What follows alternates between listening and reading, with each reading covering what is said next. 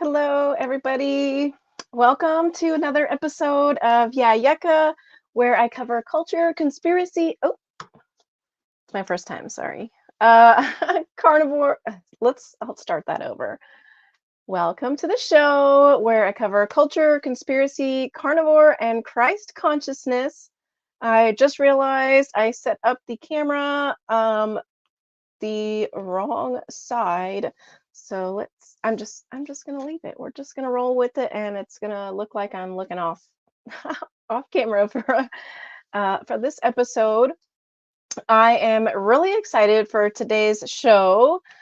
I was going to originally talk about biblical femininity today, but I really want to be prepared for that, and I want to have lots and lots of information, and I want to be a little bit more versed on that subject before I bring that up to you. So I decided to talk about high value woman. Okay, this camera is really bothering me, so I'm just going to flip this over and we're gonna go this way, guys. There we go. There we go. That's the way it's supposed to be. Okay.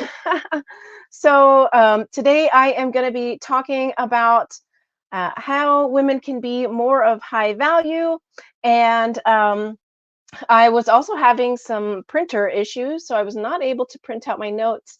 So I'm going to be looking at my computer screen here for my notes. Hey, Free Thinker, thanks so much for joining. Always good to see you.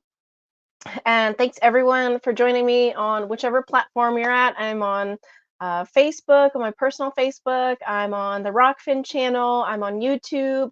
I don't live stream on Rumble. I might start doing that, see how that goes. I know it's a little bit more work to set that up, but I do upload the videos to Rumble, and I upload the I upload it to Spotify as well. I think I'm on some other platforms. I just don't remember them all off the top of my head.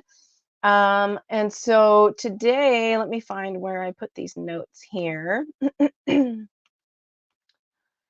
So today, I'm going to chat about what honestly it would be the next step in leveling up, I guess you could call it, as a woman. The last episode I did was in regards to just being a more feminine woman, and so some of these traits will be kind of a repeat from the previous episode, but with a little elevated view of those traits. And so, some people might wonder, well, what is a high value woman? It's nothing that I hadn't heard of growing up. It's something that I've learned about the past few years. And so I wrote just in short, a high value woman is someone who focuses on her self-worth with self-care, boundaries, and empathy towards others. And she does all of this for herself, which ends up actually benefiting others because because the love and radiance that she has literally just oozes out of her, and that in turn pulls others towards her and makes her magnetic and desirable from both men and women. Her presence literally just makes everyone else's life better just from being. So that was the little definition that I myself put together. Being high value woman is something that I have studied the past couple years and have tried to put into practice into my life. And if you just look at pictures, and obviously, that's very surface level, but like I was explaining earlier, it's something that just it is from the inside out. Yes, the outside is a part of it, but true high value woman, her radiance and love just comes from the inside out, and you can see it when you look at her. And so people that have known me for several years know that I am a completely different person, and I myself know that I'm a completely different person than I was just a couple years ago. And it does come down to self-love and self-care and boundaries and all kinds of stuff. So I want to get into the details of that. A couple questions I have written down. So like some women might be wondering, why would I want to be a high value woman? And aren't and I also wrote, aren't I the prize just because I'm the woman? So number one, why you would want to be a high value woman especially if you are a single woman, but it's also good for if you're already married or in a relationship. Um, you know, if you're watching or listening to my show, you most likely are the type of person who wants to improve and be the best person that you can be. You're open to growing and improving to give yourself a better quality of life. You most likely don't want to live a mundane, average life. You want more and you're willing to do the things to get yourself there. So there are a lot of benefits to being more high value, such as brightening other people's day, having better access to high value men, which is a whole nother topic in itself, honestly. And then also having an easier life, receiving princess treatment. I know all women, most of us have grown up watching Disney and all that stuff, and getting princess treatment is something that a lot of women desire, and so you're more likely to receive that when you are a high value woman. Um, and also knowing how to accept it and be grateful for it, because that can also be an issue with many women nowadays, like I talked about in my last episode. Learning how to be able to receive more and be grateful for the things given to you, or like letting a man open the door for you, or if the strap falls open on your shoe, having a man fix that for you, or opening, things like that. You are more capable or open to being able to be given those things without having to ask, just from being a high value woman. Let's see here. Okay, and then two, aren't I the prize just because I'm a woman? Well, we live in a world where many women feel entitled um, to have men throw money at them and bend over backwards for them just because they are a woman.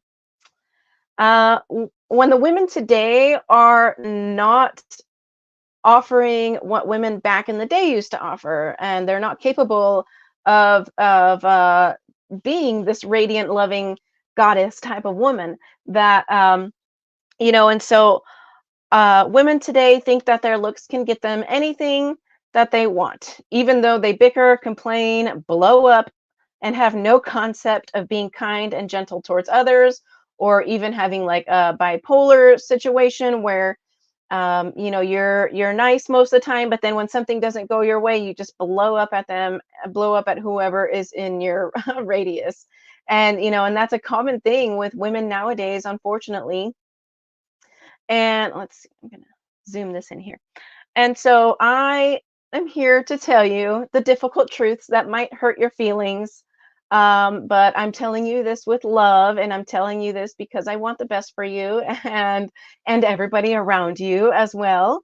But I'm here to tell you, no, woman, you are not the prize if you don't represent yourself as such. The world is full of beautiful women, and it's actually easy and very, very attainable for any woman. It doesn't matter if you think you are ugly, or if you are, if you don't think that you're the prettiest girl, or if you're just average.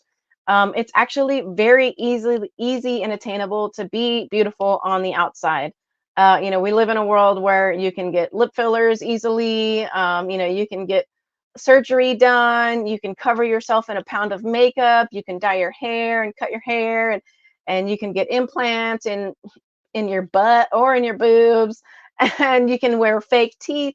Like, we live in a world where you can literally change your appearance completely to look just like all those Instagram models, to look like a 20-year-old, even though you're 30, 40, 50-year-old. We live in a world where your outside appearance can easily be changed. So just having a beautiful exterior really is not that special, because first of all, God did make women all beautiful. So women are beautiful in essence. And even if you think that you aren't, like I said, it's very easy to change those things. Um, so the real treasure is when you can take these traits that I'm going to share with you today and actually be a high value woman, because it's kind of rare these days, sadly. And I'm doing these videos in hopes that it can help inspire other women to be the loving, radiant woman that God made us to be. God gifted us with so many wonderful things, like it does not take a lot for a man to do something kind for us to turn it around and give him like the most beautiful, gracious gift that we can. with just a little bit of attention and energy. And so the most special thing about all this is to embrace your uniqueness. Uh, all women can apply these habits and traits that I'm going to be sharing with you, these exact habits and traits that I share with you.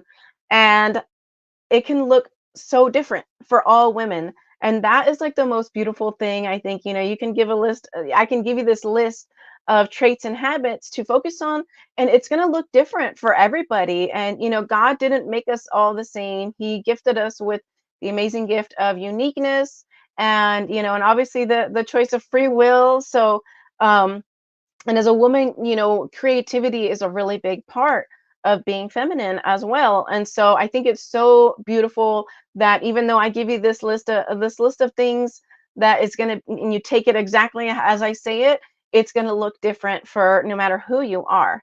And so I encourage you to not 100% copy anyone, but to take inspiration from things and people that you love and make them your own, because that, like I said, creativity is a really is one of the gifts that God gave us. So I think it's really important to tap into that creativity that God gifted us with and make it into your own. And it will add to your confidence, which is absolutely a must when working to be um, a high value woman. So the first thing I want to talk about, and it's actually has a few other traits and habits that fall after it. So it's healing, and this is in regards to not only physical but especially mental health. And I feel like this is actually not a topic talked about too much. When you look up how to be a high value woman, if you research it and you look up YouTube videos and you read blogs and things like that, I feel like healing specifically mentally is not something that's talked about a lot. So I did want to bring it up because it actually helps with more than one thing. And so if you have childhood wounds, who doesn't? It's really, really important to deep dive into this and do everything in your power to heal from them as best as you can. There's so much information out there on how to heal from your childhood trauma. You just literally just look it up. And obviously, if you have God in your life, learning how to forgive those who have hurt you in your past is a really good step. And also doing like a inner child meditation. I did those for a little while, and that helped a lot as well.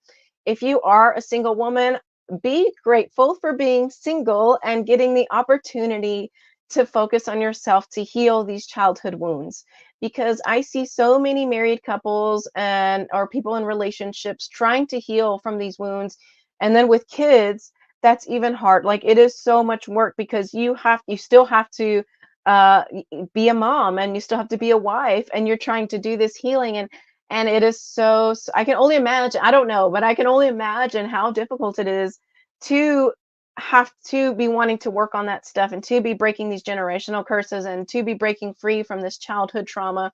I can only imagine how hard it is to be working on that stuff while you have to take care of your family.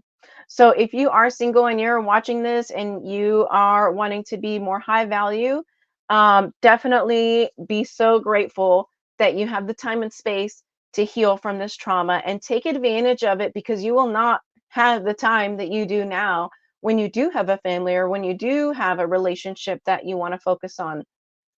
And in healing mentally will also, help you just be a better person in the future. And letting go of those wounds is important for anybody. So if you are a single man or woman, um, be grateful for having the time and space, and be grateful for being single and being able to take the time to heal and focus on that, because it can get pretty dark. It can get pretty difficult. It can feel like there's no end in sight, depending on how much trauma you have.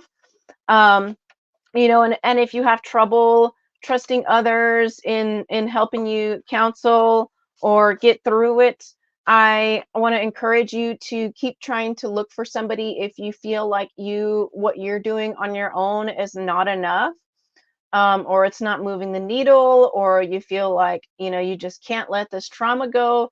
There are some hardcore prayers that you can find online as well. especially if you have soul ties. Unfortunately, some people were abused by people, sexually abused by people in their family, and so those situations, you have soul ties on attached to those people that hurt you, and so making time for prayer for breaking soul ties is very, very important.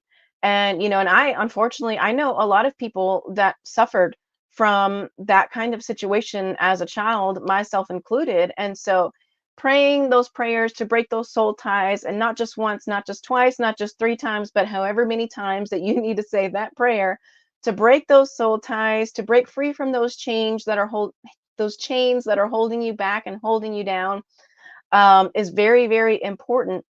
And we do have a very powerful God, so those prayers can really, really help. And if you feel like it's not helping, I definitely want to encourage you to look for somebody that you feel comfortable with sharing those things. I know it can be very scary to find a counselor to share your deepest, darkest secrets and your struggles and the pain that you went through as a child. But I promise you are not alone. You are not the only person that has dealt with severe, painful, hurtful, horrific trauma. There are, lots of people that actually have suffered from really bad childhood trauma. And so there is somebody out there to help you if you feel like you cannot handle it on your own. Um, and so healing mentally will also help you. Be more capable of having emotional intelligence when you break free from all this trauma and pain that you are always thinking about.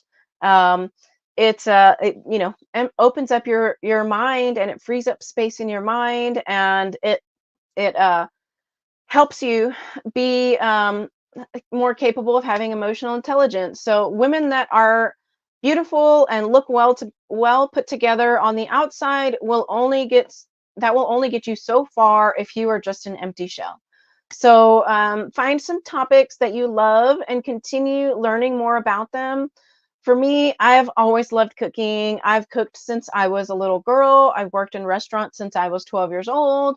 And then that along with some other personal things that happened to me along my life, have led me to also love all things health related. So health is a really big part of my life. I can talk about meat and food and stuff like that all day, literally for hours. I can talk your ear off about health and stuff. I also love conspiracies, nature, and most importantly, God. I can talk about God all the time too. So, um, having some important topics, having some uh, interests that you like that don't just involve dressing up and making yourself look pretty, are very important. And like I said, when you are able to break free from the bondage of childhood trauma, you're more capable of putting your time and attention and love towards other topics. And you're able to just have more emotional intelligence, and just have something to talk about other than the pain and sorrow that you've dealt with. I know so many people that live such a negative life because they have not done any healing, that all they ever talk about is the sad things that have happened in their life. All they ever have to talk about is the pain that they've gone through. All they have to talk about is how horrible everything is, and how this world sucks and America sucks, and whatever, and all this stuff. But you have the capability of healing your mind and renewing your mind, especially if you follow God. The more you fill yourself up with God's love, the more you're going to push all that bad stuff out. So that's another tip too for getting through the hurt and sorrow that you've dealt with. Like I said, you are not the only person that has struggled. There's so many kids that have been raped, sexually molested, abused, and literally physically abused as a child. And it causes so much damage to us. It's so sad. And there's so many people that experience that. And people don't, it's not really something that you bring up in a normal conversation, so it's not really something that most people know that has happened to other people. But I have had close friends that have had some of the most horrific stories. They stuff that they don't even put in movies. That is just like so bad, and you're like, how can somebody do this to somebody? And so, I get it. Like I said, like I had some childhood trauma, but I have done years and like I'm saying, years and years of work to heal towards it. It is not an overnight thing. It is not a 30-day process. It is not maybe even a 6-month process. Um, for me, it's taken me years to break free from a lot of these curses and chains and traumatic events that have, I feel like, have held me back, just from being the best person that I can be. So it's very, very important. I want to emphasize to break free from these generational curses, from your childhood trauma. I get it. It sucks, and I'm very sorry that you had to go through that stuff, but it's not healthy for you to hold on to that. It's not healthy for you to project that on everybody that's around you. It's not healthy. I promise you, you will feel so much better once you go through that. And it's, let me tell you, it is not pretty healing. Healing is not pretty, especially if you are breaking free from childhood trauma. It can get very ugly, and it can really bring you down. Trying to break free from that childhood trauma, it can really get you down. Trying to get through that, it is a very dark time when you try to heal from childhood trauma, because you have to go back to that dark place, unfortunately. And I know that can be very scary to even just think about doing that.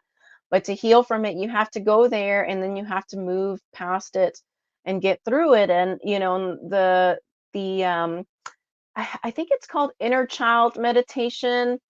I did that several times, and basically the meditation, it takes you to one of your childhood homes, whichever one pops up in your mind, and you see your childhood self there, and you take your little childhood self's hand, and you walk through that home with your little child self. And whatever you see, whatever emotions you pop up, you just see them, you feel them, and you just keep walking through the house. And then you walk back out the house, and then you say to your little child self, I love you, everything's going to be okay, and I'm here now. And it is so powerful. Let me tell you, if you really put yourself into that meditation, it is very, very powerful just to do that. And it's like a short meditation. Like, I basically just explain the whole thing to you. There's a YouTube video of it. I think there's a few of them.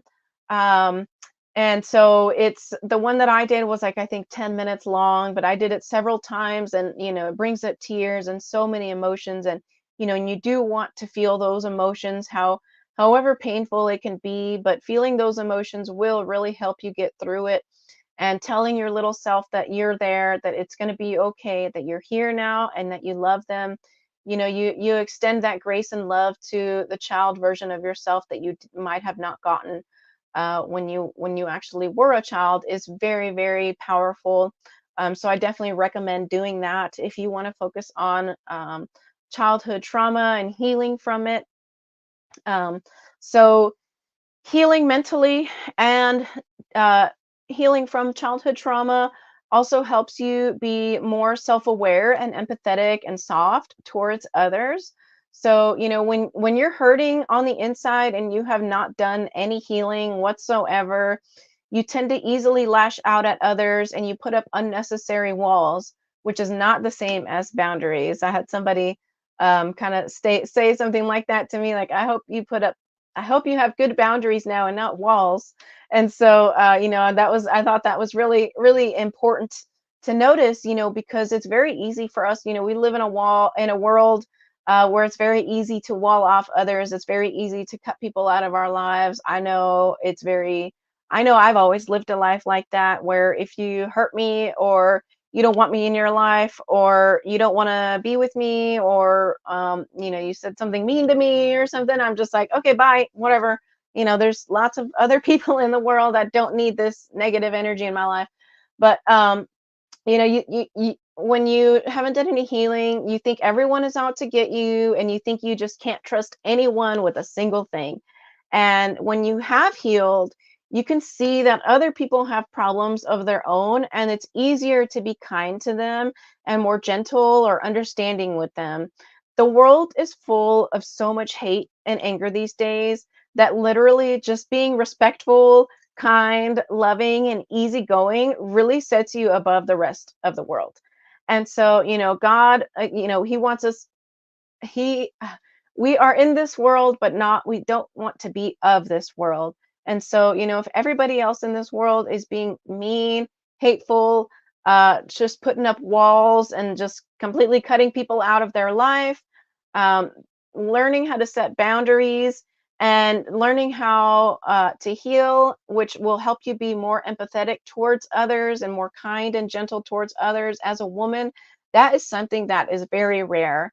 And I've said this on several of my episodes now, but I see women online talking about how they want to be a housewife. They want to stay at home and not work. They want to be taking care of the kids and cooking the whatever and baking their stupid sourdough and all this stuff, but they don't know how to cook. They don't know how to be kind. They don't know how to be generous. They don't know how to be easygoing. And I don't mean easy go when I say easygoing, I don't mean like to be easily walked all over. You still want to have ideas of your own and thoughts of your own, but especially if you are in a relationship or if you are talking to a man, you don't want to be argumentative. You don't want to just bite back at everything he says just because you disagree. It's very rare for men to come across a woman who's easily agreeable, who's understanding, who won't just like tell him, "Oh, you're doing it wrong," or "Oh, I would do it this way," or "Why don't you do it this way?" or "Why did you do it like that?" It's like women are so easy to be condescending towards men, especially nowadays, because they are in their masculine, because they don't trust them to lead. Unfortunately, a lot of men nowadays don't lead. A lot of men don't know what they want. A lot of men will put women to the side and say maybe later, or and that's the kind of stuff that it's not something you want to be easygoing with. That's when it's important to have boundaries, which I'll get into the boundaries here in a little bit. Um, so it's so crazy to think that we live in a world where if you're just more kind and nice and generous and smile more, like I talk about on my last episode, um, that makes you high value. And honestly, like I don't know how I feel about the term being high value. Like I wish that this is just how women were. I wish this is how we were raised to be.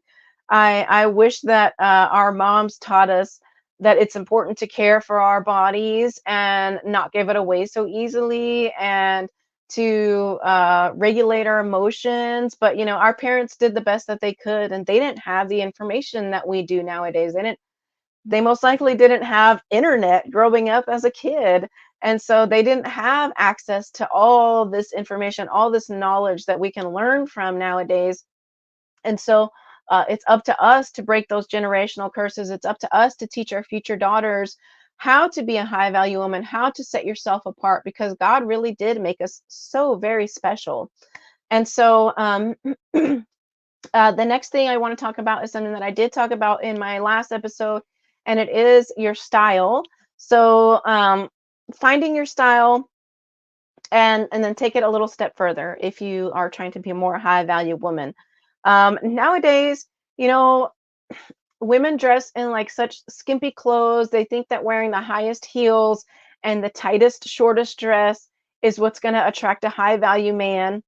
And although some men do, you know, want women like that, and I'll see people interviewing on the street with their woman dressed like a prostitute basically, and they're like, do you like your women dressing like this, blah blah blah, and they're like, oh yeah, I mean, she's beautiful, so why not flaunt it? Well, if you're following and watching, you most likely uh believe in God and believe in the Bible, and God does not want you to flaunt your body like that, unless it's just for your husband, unless it's just for the man that you're married to. And I think that there are many, many ways that you can dress sexy, but also modest. So, like today, I do have a dress that's a little bit more fitted on me, but it's longer and it's not like super duper skin tight. There is some breathing room there. And so, and it does go down to my knees. So it's a longer dress, and it's not like showing a bunch of cleavage or anything like that.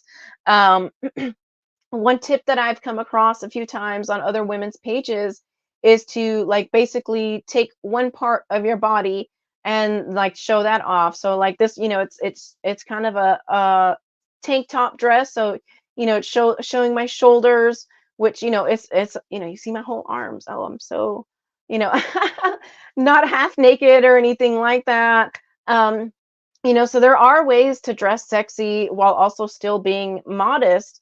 Um, for me, I also try to wear clothes that are natural clothing fibers like linen, cotton, wool, things like that. So it is a little bit trickier to find clothes with natural cloth that I mean, most of them are pretty modest because like especially the linen, like everything, it's like a paper bag. It's so weird. It's like so ugly. So but finding your style is very key, and then you take it a little step further. So if you find a dress style that you love, so for different body types, there are different dress styles that will fit your body type. And so for me, it's wearing more fitted clothing, and so other sizes, other body shapes will look better in other style clothing. And so if you find a dress style that fits your body really well, adding some accessories like jewelry, a belt, a cute purse, or whatever you feel called to add on, it's a lot of fun, trying all these clothes on, and it brings out your femininity, especially, being creative and things like that. Um, Finding the color scheme that you like. I really love all colors. I really do. But the clothes that I wear, I tend to like today I'm wearing a dark green. So I started wearing more green because I had this green dress on. It was like my first green dress since I started changing my outfit style, my clothing style. And I went out to some event and I got like so many compliments because excuse me, I don't know if you can see my eye colors. They kind of change colors. Um, as a child, I had green eyes. So like this eye is actually more blue. I'm trying to see if you can see in the light. This one's more blue, and then this eye is more green and a little bit of brown. But when I was wearing the green dress, I got a lot of compliments. People said that it like really made my eyes pop, and so I tried to buy more green stuff. Not everything green. I love dark blues and pink stuff and black, obviously, especially in the summer. I've been wearing so much black because I sweat. And so when you wear black, you can't see that as much. And so I have been wearing a lot more black than I normally do this summer because of that.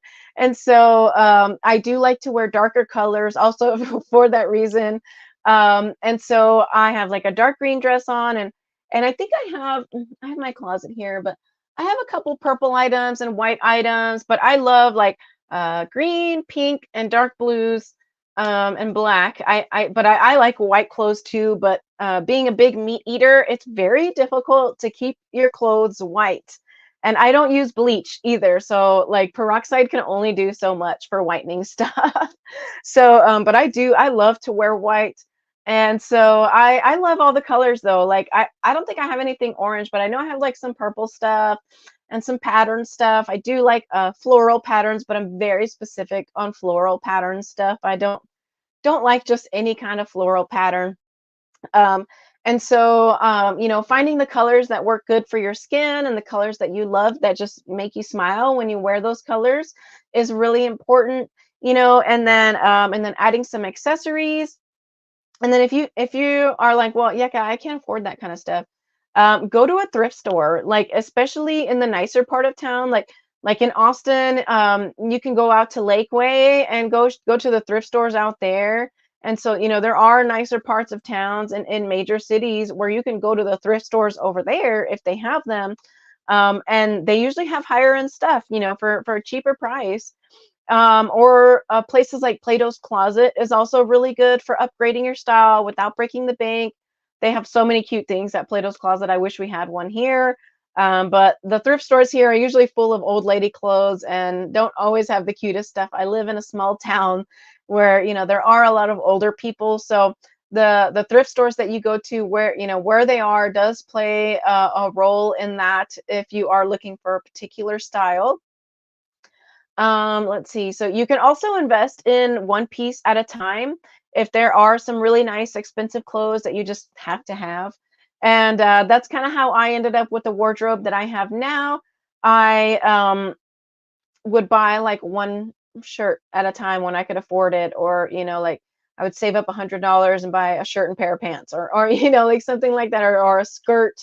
And so especially when buying new, it can be expensive, and even more so when you're trying to buy natural clothing, because unfortunately a lot of companies will upcharge you for that stuff. So little by little, you can slowly upgrade your wardrobe if you have a tight budget. It's totally doable, especially if you go to places like Plato's Closet, or there's online thrift stores like ThreadUp as well, where you can find some really cute stuff for a really good price. And if you're not in a rush, you can just um, keep an eye on stuff to see when they have sales and things like that too. So definitely taking advantage of that. You don't have to spend a lot of money to look like a lot of money. You don't have to spend a lot of money to look high value, to look more well put together, and things like that. Um, so, um, let's see, like if you like to get your nails done, do that. Me being a health freak, I want to recommend you to go to an organic nail salon or find stuff to do it yourself at home. Um, Otherwise, you are going to be soaking your hands and fingernails in a bunch of chemicals. I will never get my nails done at a salon ever again. I will not ever get gel on my fingernails or my toenails. It totally ruins your nails. I don't care what anybody says. I don't care what the nail tech says. I don't care what your mom says. Gel is not healthy for your nails. I recently got gel on my toes the last couple times. I went and got a pedicure and literally destroyed my nails. Like, it broke two of them, and and they were like peeling, and it was the grossest thing. So never again. I will only use a cleaner nail polish, if anything. Um, and then I love my own fingernails. Like, I used to have really gross, short, brittle nails that would always like be peeling around the edges. And since focusing on my health, my nails are now like really long and strong. Like, I love my nails, and whenever I would get my nails done, I would like try to pick the closest color to my nail. So it's like, why are you even getting anything on there if you're trying to get this? Like, I would always try to find a really nice soft pink that would be as close to my natural nail color as possible. And so then I was like, why am I doing this? Like, I love the color of my nails. Like, I really do. Like, it's a very pretty pink. And I just make sure that they're clean. Like, I found the shape that I like for my nails. Some girls like square. I'm trying to get it focused here. Some people like square nails, some people like round nails. Mine are kind of a little bit of, they call it almond, but I feel like, this is not what an almond looks like. Almonds are pointy at the top. But anyways, this is the shape that I like my nails. So I try to just manicure my nails at home. Actually, I was cleaning them up earlier, and I had my little cuticle cutter. And then I have this like little nail thing. It like pushes the cuticles down in my nail file. And this stuff is so cheap too, like, especially because I don't use nail polish.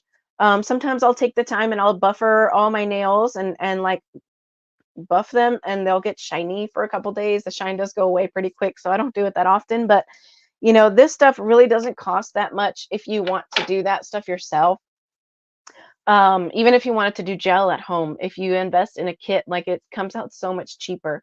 And so yeah, like, I went to have lunch with a couple girlfriends or coffee with a couple girlfriends the other day, and they were complimenting on my nails, because they were like, "Oh my gosh," they said like, "Oh, look how healthy she is. Her nails are so nice." And I was really happy that they said that. It was very sweet, because it is a lot of work to, if you are unhealthy, having short nails, brittle nails like I used to have is probably more common than most people think, especially if you've done manicures most of your life, most of your adult life. Like that stuff is so damaging to your skin and nails. And so um, that will lead into my next thing, which is self-care. And self-care does not only mean just taking bubble baths and going shopping and hanging out with your girlfriends. It also involves taking care of your physical health and staying fit, whatever that may look like for you. God does not want us to destroy our temple. I don't know if you know this because nobody ever talks about it, but God does not want us to destroy our temple, no matter what the body positivity movement promotes. There, I said it. If you are 400 pounds, I'm sorry. I don't think God wants you to be 400 pounds and unable to get up from the couch to do anything. I don't think that's what God wants for you.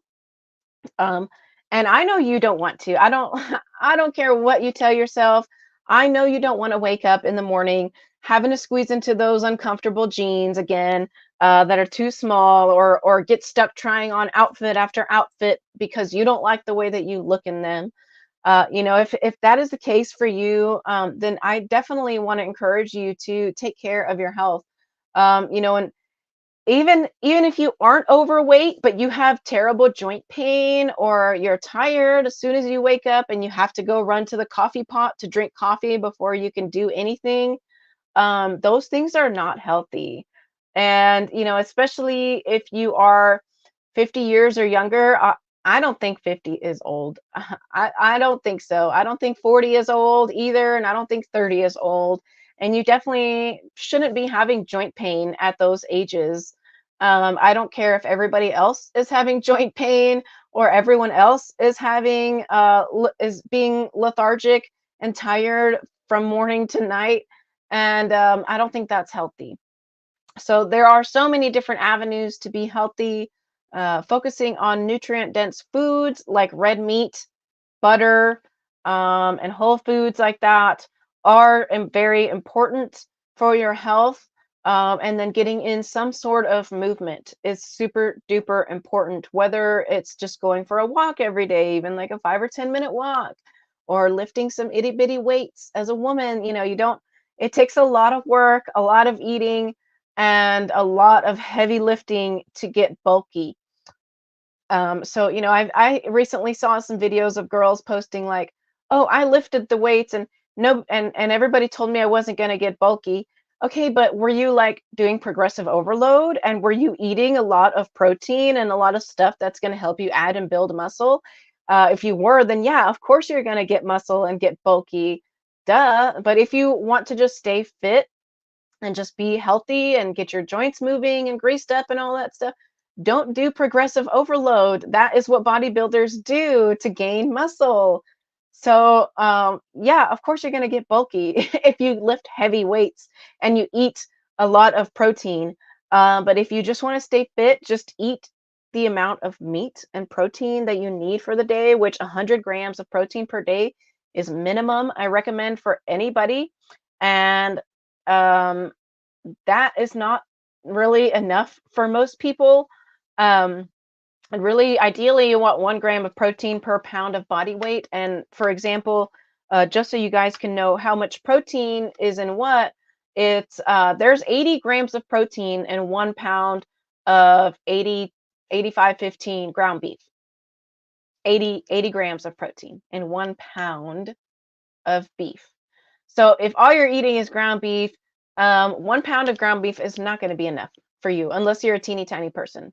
So definitely recommend, especially if you're trying to eat more animal based, more carnivore, 2 pounds. If you're trying to do carnivore, straight up 2 pounds of red meat a day is most likely going to be your sweet spot. Um, but if you're eating other things, I think maybe 1.5 pounds is going to be okay. Or like I said, 1 gram of protein per pound of body weight. And then just finding some sort of movement that you like to do. And it doesn't have to be weightlifting. You can go to a Zumba class, you can ride a bicycle, you can go for a walk. You can find any kind of dance class, really, and that will also add to your femininity. It will also, it'll It will also add to your emotional intelligence. It will give you, another topic to talk about with other people, things like that. So, finding some sort of movement is definitely key for self-care. Um, a high value man is not going to want a woman that is lazy and a woman that does not take care of her body, because high value men take care of their bodies. So why would they want a woman who doesn't do the same? And then last but not least, to wrap this episode up, is a very, very important topic, something that I'm constantly working on and improving on, um, is having important boundaries, not walls, like I was saying earlier. Set your standards higher than everyone else. Set your standards higher than what you used to set your standards as. And I promise you, it's going to be hard to say no if you're the type of girl that always said yes. If you're the type of girl who always was the cool girl, who always said, oh, I'll do anything for my boyfriend. Well, one, boyfriend doesn't mean anything until there's a ring on your finger, ladies. Don't sleep with men on the first, second, or even third date. For me, I'm waiting until marriage to do any sort of sexual activity. Obviously, like I'm not saying I'm a virgin. I had things that I did that I wish I didn't do, that I wish, I protected myself, my heart, and my body a lot more in the past. But it's been years since I've had sex with anybody, and I don't plan on breaking that until I get married. And I know that there is a lot of hate towards women who decide to make this decision. And especially in like the red pill community, and even like there's a couple that I actually had to stop following because they were so like talking trash about women who have had an active sexual past but have decided to now wait for marriage. God forgives all sins, okay? So, being a born again virgin is a real thing as long as you stick by that and you stick with your boundaries and you don't give your body to anybody. And obviously it takes years to heal. So, if you've been doing that for years, I think that it is okay. And I think that is so amazing, actually, because it is so hard, you people. People, it is very hard to say no, and very hard to not give in to those temptations and those desires, because they are desires, and they are things that we want. And we do want to be, roused and loved and all that stuff. Um, but I think it's probably even more hard to say no to having sex with a man after you have had years of sleeping with men, um, because most likely you like it, and you know that it feels good and all that stuff, versus women who have never had that experience. They don't know what it's like. They don't know how good it can feel or all that stuff. And so it might be easier than this is. I don't really know. I haven't asked anybody this, but it might be easier for an actual virgin to say no, versus somebody who has had that experience and who has done those things, and knows how good it can feel and all that stuff. I think it's actually harder for women to say no when they do have that to be a part of their past. So, obviously, men talk a lot about body count and things like that. But I think it's totally different when a woman has, a zero body count for several years by choice, after living that life. It really shows that you are renewed not only in your mind but in your body as well. And I think it takes a lot of strength to make that decision too, because of that as well. We have so many men and women and Christian couples and counselors saying, "Oh no, you have a high body count. Like, you're no good. Nobody's gonna want you." Like, no, that's not true. Shut up. Why are you being so mean? God forgives all, and you can become a new person. And like I said, like I am not the same person that I was several years ago, just a few years ago. I am quite the opposite, from who I was as a teenager and in my early 20s. Um, But it's funny because a lot of times people are like, "Oh, would your younger self be surprised of who you are now?" And I don't think my younger self would be surprised. I would be like, "Yeah, that makes sense. That's cool." But but yeah, when I was younger, I was not a very good daughter of Christ at all. And so, and that makes me stand more firm in my conviction of who I want to be and the life that I choose to live and the way that I do choose and want to represent God. And I want when other people look at me that they do see God in me, and they do see the Holy Spirit in my eyes. And so it really takes a lot to let go of that baggage that you have had to deal with and live with from your younger self. And when you let that stuff go, you have to stay strong in that, and you have to stick with your boundaries. So having sex with someone is the easiest and sleaziest thing that you can do. And I promise a man will not like you more if you do that right away. That is not how men's hormones work. You can actually look into that. And not being available all the time or easily accessible is important too. And it's not because you're playing games, it's because you have a fulfilling life of your own, that you don't just cater to the needs of any new man or any person that's in your life. Other important boundaries are to not be so easygoing that you just say yes to anyone and anything. You have to remember that your time is valuable and only you can protect your time, energy, and your heart. So, as a single woman, nobody is going to protect your heart. Just because somebody thinks that they aren't doing anything to hurt your feelings doesn't mean that it's not going to hurt your feelings. I've lived in experiences where men will be like, "Well, I was honest with you the whole time," and your words don't. Sometimes their words don't align with their actions, and it's easy for women to have feelings for other men, for other people.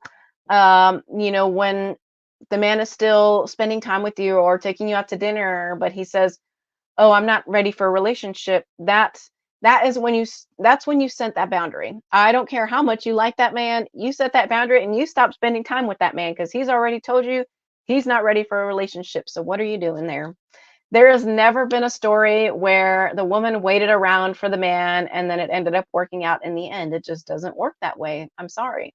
And so, learning to set your boundaries early on is very, very important to protect your time, energy, and your heart. So, I highly encourage you to learn how to set your boundaries, learn how to kindly say no, learn how to kindly say, "Well, this isn't for me. I wish you all the best." And when you have done all the healing and you've done all this work and you put your time and energy into focusing on being a more kind person, setting your boundaries, although it might be scary, it will help you feel better. It will protect you from a lot of heartbreak and a lot of pain and suffering. So, setting your boundaries is very, very important. Oh, I wish I had this book. So, let me see if I can find out um, where, what so it's called Boundaries, and I'm trying to find the author.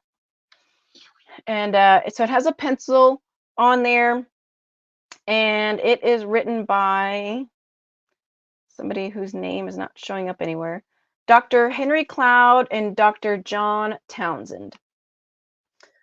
So that is a really, really good book. And it has a lot of biblical references in there too. So I highly, highly recommend checking that out for anybody, no matter what kind of life you want to live.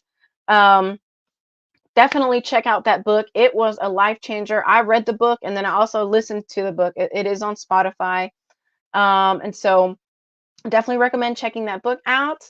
And that is basically the majority of the list that I have for today for being a high value woman. I'm going to look through, I wasn't able to look at the chat. So let me look and see what we got going on here and say hi to everybody. The Rockfin chat. Oh my gosh, there's so much on here, you guys. Ladies, I really appreciate y'all so much when you come and chat on the Rockfin. Um, let's see. So thank you, Free Thinker, Teresa, Andrea, and let's see, I think I saw Let's see. Anne, thank you, Anne. Um, let's see here. um, you guys, I appreciate y'all so much for coming on here. It really means a lot when y'all are in the chat and saying hi. And let me see if I got anybody on Facebook. These oh, yes. Hi, Miranda. Yes, Miranda is a very good friend who her and I have talked a lot about boundaries and how God wants us to have boundaries. It really is so true. And I have been so fascinated learning about the boundaries that God wants us to have. It is so key. We are, a lot of people are so easy to say yes to every single thing when somebody asks for our help, but God really doesn't want us to do that all the time. And even though it does say that, he wants us to give selflessly, but he doesn't want us to carry everybody's every single burden. And, and one of the 10 commandments, one of the greatest of the second greatest 10 commandments is to love others as you love yourself. And a lot of people take that out of context and they switch it around and they say that you need to love others more than yourself. But that's not what the commandment is. It's to love others as you love yourself, which means you need to love yourself first. Well, God first, obviously, because that's the first greatest commandment. And then you need to love yourself and take care of yourself and put that time and energy into yourself and fill your cup before you give that to anybody else. Because if you don't fill up your cup, you're going to be giving half-ass stuff to everybody and you're going to be draining yourself because you didn't fill your cup up. And so I love to talk about that and I love to remind people that because it is very, very important to love yourself first. And I don't mean that in a prideful way. I don't mean that in a narcissistic way. I don't mean that in any other kind of way other than a godly way. And so I want to thank you guys so much for being here. I think next week I'm going to skip the biblical femininity for the following week because I really want to take a lot of time to research about it. And I really want to have some really, really good content and information for you on that topic. And I have been kind of feeling like wanting to do a cooking show or something like that. So I might do a cooking show. I think next week it will be about food related stuff. So we can take a little break on the femininity. I know I have guys that watch this show, so I know the femininity stuff might not be in, a topic that you want to learn about unless you want to be a high value man and you want to know what to look for in a high value woman. So thank you guys again so much for coming on here. Shout out to my sponsor, Wise Wolf Gold and Silver. Here is my link, yecca.gold. Be sure to check them out. And so I'm going to hop off on here. I'm going to hop off of here because I got to get to work over at Wise Wolf Gold and Silver. And it's been a busy, crazy week over there, you guys. If you know anything about the dollar, who knows what's going to happen. So it's important to be prepared. Gold and silver are biblical money. So that's another reason why I love working for this company. Gold and silver are in the Bible. So I think that's super amazing. And I mean, what's it going to hurt to have gold and silver, even if the dollar doesn't crash? But we know what's most likely going to happen in that regard. So be sure to check them out. And I hope you guys have a blessed week. I love y'all all. And I will see you next time.